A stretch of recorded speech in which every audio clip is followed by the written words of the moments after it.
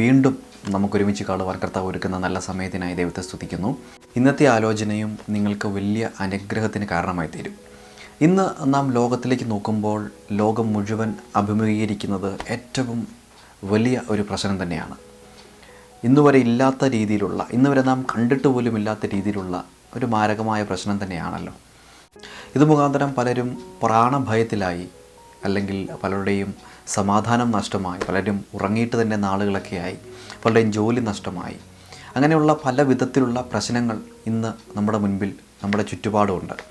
പക്ഷേ ഇതിൻ്റെ നടുവിലും നമ്മുടെ കൂടെ ദൈവമുണ്ട്. അതുമാത്രമല്ല, ഇതൊന്നിൻ്റെയും അവസാനമല്ല എന്നതാണ് ഏറ്റവും പരമപ്രധാനമായ കാര്യം. നാം ബൈബിൾ പഠിക്കുമ്പോൾ കാണുന്നത് കർത്താവിൻ്റെ കാൽവറി മരണശേഷം കർത്താവിൻ്റെ ഭൗതിക ശരീരം ഒരു കല്ലറയിൽ വെക്കുന്നത് നമുക്ക് കാണാം. അതുമാത്രമല്ല, ആ കല്ലറയുടെ മുൻപിൽ വലിയൊരു കല്ല് ഉരുട്ടി വെച്ചിട്ട് ആ കല്ലിനെ ഒരു ചങ്ങല കൊണ്ട് ബന്ധിക്കുകയും അതിനു മുൻപിൽ പടയാളികളെ ഏർപ്പാടാക്കി. മറ്റൊന്നിനുമല്ല, കർത്താവ് അതിൽ നിന്ന് പുറത്ത് വരരുത് എന്നതുകൊണ്ട്. എന്നാൽ എന്താണ് പിന്നീട് സംഭവിച്ചത്? 3 ദിവസം കഴിഞ്ഞപ്പോൾ ഉരുട്ടി വെച്ച കല്ല് താനിയെ മാറിപ്പോയി, ചങ്ങലകൾ പൊട്ടി. അതുമാത്രമല്ല, മുൻപിൽ നിന്ന പടയാളികൾ മരിച്ചവരെ പോലെ നിലത്ത് വീണ് കിടക്കുന്നത് കാണുവാൻ ഇടയാകുന്നു. അങ്ങനെയെങ്കിൽ ഒരു കാര്യം പറയട്ടെ, നമ്മൾ തീർന്നു, നമ്മൾ അവസാനിച്ചു എന്ന് പറയുമ്പോൾ തന്നെ ഇതിനെ നടുവിൽ നിന്നും ഒരു ഉയർത്തെഴുന്നേൽപ്പ് നമുക്കെല്ലാവർക്കും ഉണ്ട്. നിങ്ങളായിരിക്കുന്ന ആ അവസ്ഥയിൽ നിന്ന് ഇന്ന് നിങ്ങളെല്ലാം തകർന്നവനെ പോലെ, എല്ലാം തകർന്നവളെ പോലെയാണോ ഈ ആലോചന ശ്രവിക്കുന്നത്? അങ്ങനെയെങ്കിൽ നിങ്ങൾക്കുള്ള ദൂതാണിത്.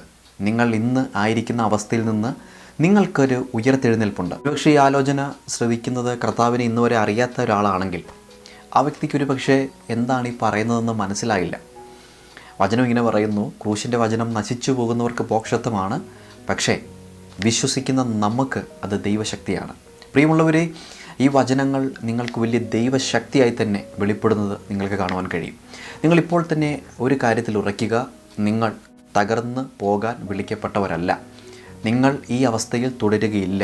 ഈ അവസ്ഥയിൽ നിന്ന് നിങ്ങൾക്കൊരു ഉയർത്തെഴുന്നേൽപ്പുണ്ട്, അല്ലെങ്കിൽ ഈ അവസ്ഥയിൽ നിന്ന് നമുക്കൊരു ഉയർത്തെഴുന്നേൽപ്പുണ്ട്. നിശ്ചയമായിട്ടും നമ്മൾ പുറത്തു വരിക തന്നെ ചെയ്യും. നിങ്ങൾ ശ്രദ്ധിച്ച് നോക്കിക്കേ, കർത്താവിൻ്റെ കല്ലറയുടെ മുൻപിൽ വെച്ചിരുന്ന കല്ല് അത് തനിയെ ഉരുണ്ടു മാറി, ആ ചങ്ങല പൊട്ടി. എന്ന് വെച്ചാൽ മാനുഷിക ശക്തികൾക്ക് പോലും പ്രവർത്തിക്കാൻ പറ്റിയില്ല, പൈശാചിക ശക്തികൾക്ക് പോലും തടസ്സങ്ങൾ കൊണ്ടുവരാൻ കഴിഞ്ഞില്ല. അങ്ങനെയെങ്കിൽ നിങ്ങളുടെ ജീവിതത്തിൽ ഇന്നുണ്ടായിരിക്കുന്ന, അല്ലെങ്കിൽ ഇന്ന് നാം കടന്നു പോയിക്കൊണ്ടിരിക്കുന്ന ഈ വിഷയങ്ങൾ ഇതൊന്നിൻ്റെയും അവസാനമോ ഇതൊന്നിൻ്റെയും തകർച്ചയുടെയോ തുടക്കമായി കാണാതെ വിശ്വസിക്കുക, കർത്താവ് ഇതിൽ നിന്നും നമ്മളെ പുറത്തു കൊണ്ടുവരും, നാം ഇതിനെ അതിജീവിക്കും. ആ ഉറപ്പോടുകൂടി ആയിരിക്കുക.